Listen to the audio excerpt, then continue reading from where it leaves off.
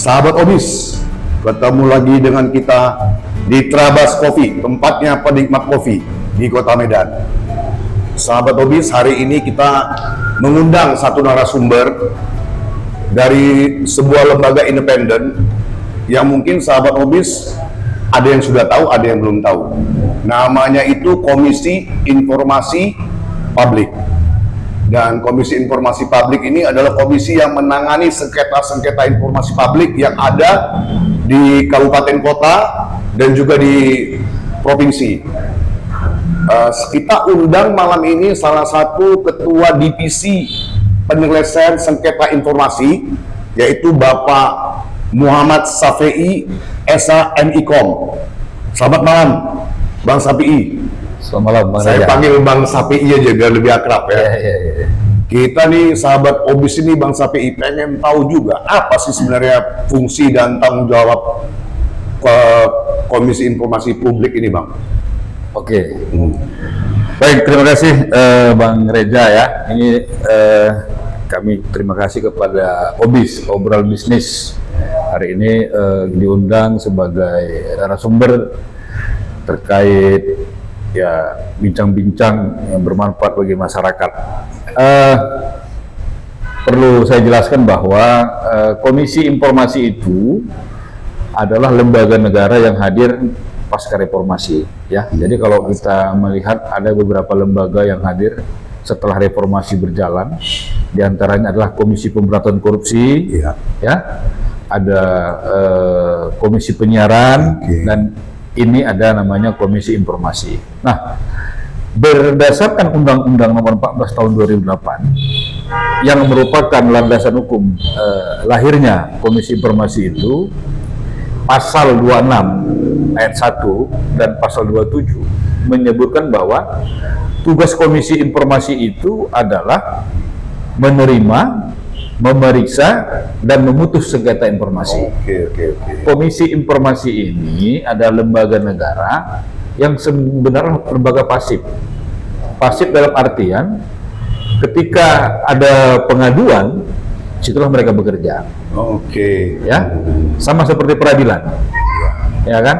Ketika masuk kasus, baru tuh bersidang. Betul. Kan begitu kan? Iya, Bang. Kalau tak ada kasus, baru lah bersidang. Hakim pun dua-dua aja kan? Komisi Informasi juga begitu. Ketika ada masuk sengketa informasi, kita terima, kita periksa sengketa apanya, laporan sengketanya layak nggak ini untuk disidangkan. Kalau layak, baru kita putuskan.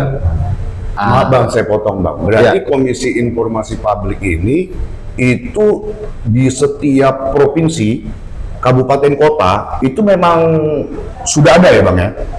Gini, di dalam Undang-Undang Nomor 14 Tahun 2008 Pasal 24 bahwa Komisi Informasi itu wajib ada di provinsi. Wajib di provinsi. Iya, kalau di kabupaten kota itu bahasa dapat. Bisa dibentuk, bisa tidak. Berarti Bang, kita bicara Sumatera Utara nih, Bang Safei. Iya. Sumatera Utara ini berarti satu ketua komisionernya, ya, 5 anggota atau ketua merangkap anggota dan 5 anggotanya. Ya, jadi susunan dari komisioner Komisi Informasi itu adalah 1 orang ketua merangkap anggota, 1 orang, ya. 1 orang wakil ketua merangkap anggota.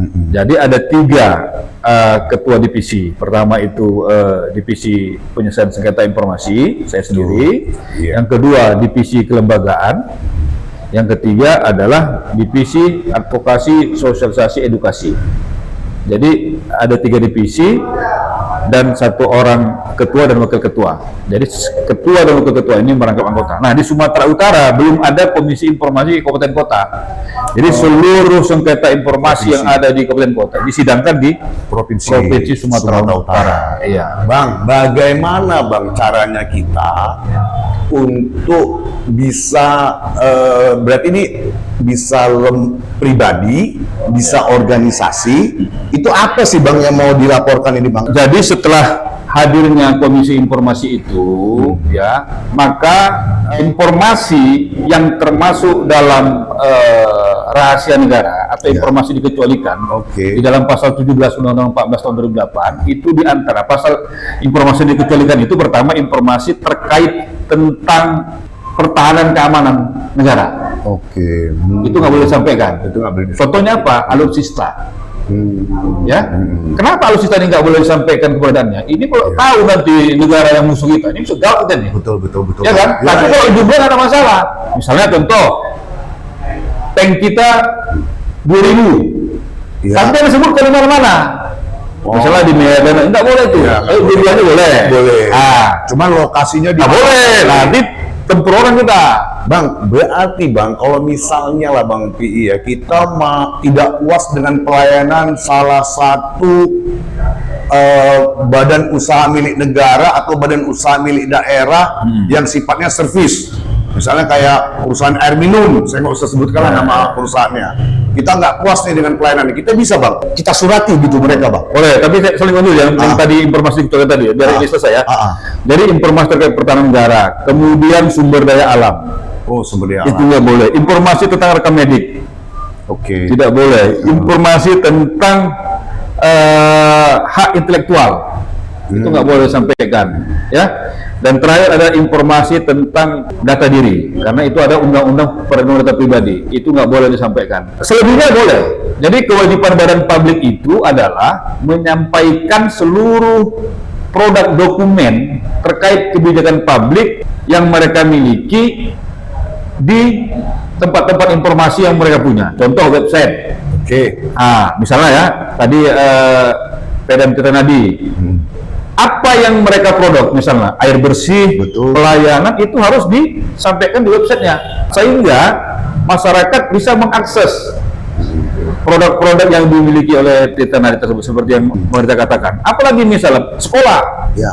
sekolah itu harus mempublikasikan kebijakan-kebijakan publik, dana-dana yang disampaikan oleh negara, dana BOS. Dana BOS, betul Itu Bang. harus Dana disampaikan BOS. ke websitenya. Makanya kita selalu mendorong kepada badan publik ini supaya dia memiliki website. Berarti Bang Pi, kalau saya tidak merasa puas dengan salah satu pelayanan publik, misalnya di desa, dana desa kan ada tuh Bang. Ada. Ya. Saya surati nih mereka nih. Ya. Itu berapa hari sih Bang prosesnya Bang dari mulai kita memberikan surat ke mereka untuk mengetahui bagaimana mereka mengelola dana desa ini Bang? Dalam aturan Undang-Undang Keterbukaan Informasi Publik Nomor 14 Tahun 2008 ditambah dengan Peraturan Pemerintah Nomor 61 Tahun 2010 bahwa badan publik itu harus memiliki yang namanya pejabat pengelola informasi dan dokumentasi. Nah, pejabat inilah yang wajib dibentuk di badan publik. Siapa yang membentuknya? Pimpinan badan publik. Ya, kenapa ini perlu dibentuk? Karena PPID inilah yang nantinya yang akan menjadi pelayan, ya, yang menerima surat permohonan informasi dari masyarakat. Ya, dia menjawab, menerima sampai nanti bersengketa kalau terjadi sengketa informasi. Berapa hari itu Bang? Nah, di dalam peraturan permohonan informasi itu yang ditujukan kepada PPID itu waktunya 10 hari plus 7 hari kerja. Berarti 17 hari ya? 10 hari, misalnya Oke. Bang Reja mau minta pertanggungjawaban pengelolaan anggaran dana desa. Betul, dana desa. Jadi Bang Reja mengirim surat ke PPID desa, ya, sehingga dalam surat itu ya dilampirkan data pribadi Bang Reja. Jadi dalam permohonan informasi itu ada 3 kategori. Ya. Pertama itu adalah secara pribadi. Kalau kita memohon informasi secara pribadi itu harus melampirkan fotokopi KTP. Kalau dia atas nama kelompok, katakanlah misalnya ada 5 orang nih, organisasi lah Bang. enggak, 5 orang lah, 5 orang yang mengajukan informasi. Dia harus buat surat kuasa kepada seorang. Jadi dia harus ditandatangani surat kuasa itu atas nama kelompok. Kalau dia atas nama berbadan hukum, katakan LSM. Ya, jadi badan hukumnya ada banyak Bang, LSM, koperasi, yayasan, perusahaan. Dia harus melampirkan fotokopi SK Kemenkumham dari lembaga tersebut. Oke Bang. Satu lagi ditambah dengan tambahan berita acara negara. Berarti Bang, setelah kita surati, ya kan, kita surati yang bersangkutan, kalau kita tidak menerima jawaban selama berapa hari tuh Bang kita tidak menerima jawaban? Setelah masyarakat memohon informasi ke badan publik dan dibuktikan dengan tanda terima. Kan kita mengirim nih. Betul, ada tanda terima. Dalam kita mengirimkan surat itu bisa kita melalui email. Email itu dibuktikan dengan screenshot tanda terima kita mengirim. Kalau dia melalui pos, resi pos kan ada Ya, juga. ada. Itu tanda terimanya. Iya. Kalau kita datang langsung ke badan publiknya, tanda terima dari pihak yang menerima surat. Setelah diterima, maka itu sudah masuk dalam proses penerimaan informasi. Berarti terhitung melalui itu ini berproses sampai nanti 17 hari kerja. 17 hari kerja. Ya. Ya. Nah, kalau seandainya sebelum 17 hari kerja itu ternyata badan publik sudah menjawab permohonan dari masyarakat, Iya. maka terserah masyarakat ini apakah jawaban itu sudah sesuai dengan apa yang diminta atau tidak. Kalau misalnya sudah sesuai, maka sudah clear. Tidak ada lagi sengketa di situ ya. Iya, tidak. Tapi kalau belum clear, maka si masyarakat boleh mengajukan keberatan. Tidak puas dengan Atas jawaban atas Nah, jawaban tadi. jadi masyarakat mengajukan keberatan ditujukan kepada atasan PPID. Kalau pertama tadi itu PPID ya. Iya, iya. Nah, ketika keberatan itu ditujukan kepada atasan PPID. Apa tuh Bang namanya atasan PP? Atasan PPID itu biasanya pimpinan lembaga itu. Setelah kita kirimkan surat permohonan keberatan ke atasan PPID, dibuktikan dengan tanda terima, maka atasan PPID diberikan waktu 30 hari kerja untuk menjawab. Ini kewajiban lembaga publik itu mengumumkan Oke. di websitenya. Setelah diumumkan di website tapi kita nggak puas nih. Boleh dimohon. Dimohon 17 hari. Iya. Oke, nggak puas. Kita 30 hari. naik lagi ke tingkat yang lebih tinggi. 30 hari lagi. Kalau nggak puas juga Bang, Baru dimohonkan sengketa ke kantor ke Komisi Informasi Publik. Iya. Itulah ke tempatnya Bang PI ya. Iya. Ketua Divisi Penyelesaian Sengketa Publik. Wah, Iya. keren nih Bang PI nih. Jadi sebenarnya saya ingin menyampaikan kepada masyarakat di zaman sekarang ini sudah tidak ada lagi ditutupi. Semakin ditutupi lembaga publik, maka dia akan semakin dikejar masyarakat. Kenapa? Betul. Karena sudah transparan. Penggunaan anggaran transparan, ya kan? Ya. Pertanggungjawaban kinerja juga transparan, ya kan? Jadi apa yang ditutupi? Yang ditutupi itu pengalaman pribadi. Kalau masalah publik ya bukan. Betul. Iya kan? Ya, Nggak Bang ada. PI bilang tadi itu ya. Jadi makanya di era transparansi ini ya, makanya 2045 itu kan ada 2045 itu kan target Indonesia emas. Iya, betul. Salah satu indikatornya adalah keterbukaan informasi. Di dalam negara demokrasi, keterbukaan informasi ada keniscayaan. Kalau keterbukaan informasi di era demokrasi ini tidak ada, maka tidak akan berhasil kita menjaga sebagai Ternyata sahabat Obis, apabila sahabat Obis tidak puas dengan pelayanan lembaga negara atau lembaga pemerintahan, sahabat Obis bisa membuat surat ke lembaga tersebut. Bang PI, Ya. sekarang ini Bang PI, kalau misalnya terjadi sengketa, itu sengketa apa Bang PI yang paling hangat saat ini di Sumatera Utara Bang PI? baik. Dalam kurun waktu kami menjadi Komisi Informasi ya, dari tahun 2022 sampai sekarang ini, jadi yang paling banyak sengketa informasi itu terkait penggunaan anggaran. Penggunaan anggaran. Ya, penggunaan anggaran apa? Ini yang paling banyak penggunaan anggaran di desa. Berarti itu peringkat pertama penggunaan Iya, anggaran desa. Penggunaan anggaran dana desa, desa. ya? Iya. Jadi Oke. rata-rata kita setiap tahun hampir menerima 100 lebih sengketa. Wah, luar Ya kan? biasa ya, Bang PI, ya. 70%-nya itu adalah terkait penggunaan anggaran, khususnya anggaran desa. Anggaran desa. Kenapa ini terjadi sengketa informasi terkait penggunaan anggaran desa? Karena di desa itu tidak ada PPID-nya. Oh, kenapa nggak dibentuk Bang PI? Nah, inilah yang selalu kita himbau masyarakat pemerintahan kabupaten kota agar mereka menginisiasi ya kepada seluruh kepala desa untuk membentuk PPID. Iya. Itu berapa Bang PI sekarang dana desa nih yang setiap desa di Nah, ini bervariasi Bang. Ya, Oh. artinya dari desa ini kan tidak sama ya Iya. dengan apa yang ada di. Tapi rata-rata itu paling kecil 500 juta. Jadi disitulah banyak terjadi penyelewengan ya. Bang PI, Tapi ya. tidak, di situ terjadi banyak sengketa informasi. Ketika masyarakat meminta informasi tidak diberikan. Kemana aja nih uangnya nih? Iya, iya kan? Dipakai untuk apa ini? Kan gitu. Itulah dananya apalah ya, semacam Iya. pembangunan jalan kalau Iya macamnya. benar. Nah, anehnya ketika kita menyidangkan sengketa ini, ya polisi desanya banyak nggak tahu apa itu komisi informasi. Wah luar biasa ya. Nah, di situ makanya tadi bahwa Berarti Bang PI kita nih harus mensosialisasikan Bang PI komisi Iya. informasi publik ini apa, Iya. ya kan? Supaya masyarakat ini tahu, betul. supaya lembaga komisi informasi publik ini bisa menyerap semua ketidakpuasan mereka terhadap pelayanan publik ya Bang ya. Betul. Nah, 1 tahun Bang PI, ada berapa sih laporan sengketa publik ini yang masuk ke komisi informasi publik? Rata-rata tiap tahun Bu, 100. Luar biasa ya, Bang. 100 Banyak juga ya, sengketa, Bang. iya. Jadi saya katakan tadi, dari 100 sengketa itu, sebagian besar adalah sengketa terkait informasi penggunaan anggaran dana desa. Itulah peringkat pertama. Peringkat Ya. kedua Bang, kalau dana bos Bang, dana bos Sekolah, itu sekolah. peringkat yang kedua. Oke. Yang ketiga, baru pemerintahan kabupaten kota. Apakah dinas PU, dinas pendidikan, dinas kesehatan, ya kan? Yang sering itu adalah dinas PU, kesehatan, pendidikan. Di mana Bang PI bersidangnya Komisi Informasi Publik ini Bang? Di kantor komisi informasi. Oh, di Jadi di Jakarta. kantor kita ada ruang sidang. Ruang sidang yang disiapkan untuk menyelesaikan sengketa informasi dari masyarakat. Berarti komisioner Komisi Informasi Publik ini sebagai hakim ya Bang ya? Ya, majelis komisioner. Majelis komisioner, nggak ada jaksanya Bang? Jaksanya tidak ada. Oh, jadi yang diundang oleh Komisi Informasi Publik hanya masyarakat yang tidak puas atau masyarakat yang Ya. tidak puas dan Badan publiknya. dan badan publik Iya, yang tidak merespon informasi tadi. Jadi kita mengundang kedua belah pihak. Ya kan? Iya, Nah, iya. di dalam kedua belah pihak itu akan kita selesaikan.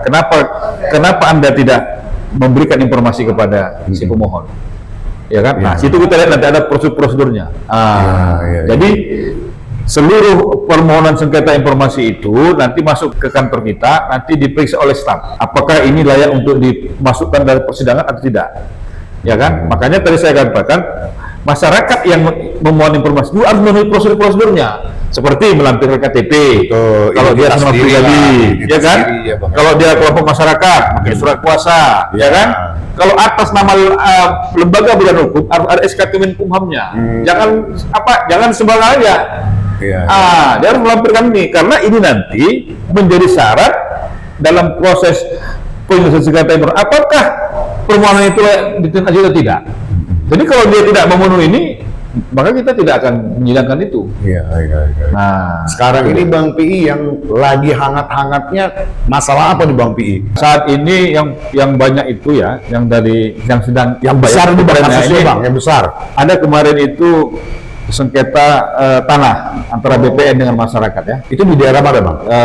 Salah satu kabupaten kota lah. salah satu kabupaten Ya, kota. kota di Iya, Sumatera iya, Utara ya. Jadi umumnya masyarakat ini menanya tentang keberadaan tanah ini punya siapa. Iya. Itu yang sering terjadi ya. Yang kedua, dana bos di sekolah ya. Ini yang sering yang lagi hangat. Dan yang terakhir ini anggaran dana desa juga. Dana desa. Karena setiap tahun itu ada desa ini jadi polemik persoalan. Di situ ada uang banyak ya kan, mungkin aja ya.